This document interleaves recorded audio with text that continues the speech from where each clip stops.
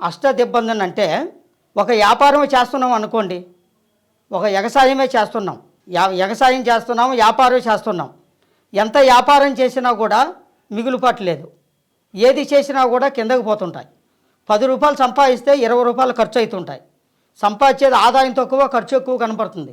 పని మట్టి కరెక్ట్గా ఉంటుంది, చేసే పని కరెక్ట్గా చేస్తున్నాను. కొంతమంది మా దగ్గరికి ప్రజలు వస్తారు, భక్తులు, స్వామి నేను మంచిగా చేస్తానండి, వ్యాపారం బిజినెస్ చేస్తాను, కానీ నాకు ఎంత చేసినా కూడా సుఖం లేకుండా పోతుంది అని అంటారు.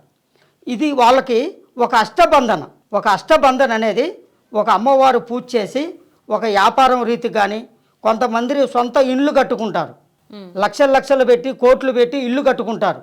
ఆ ఇంట్లో మనశ్శాంతి ఉండదు, కుటుంబ శాంతి ఉండదు, ఏ పని చేసినా కలిసి రాదు, ఆరోగ్యాలు దెబ్బతిన్ను, ఇట్లా రకరకాలుగా సమస్యలు వస్తుంటాయి. వాళ్ళు ఒక అష్టబంధన అనేది చేస్తుంటాం.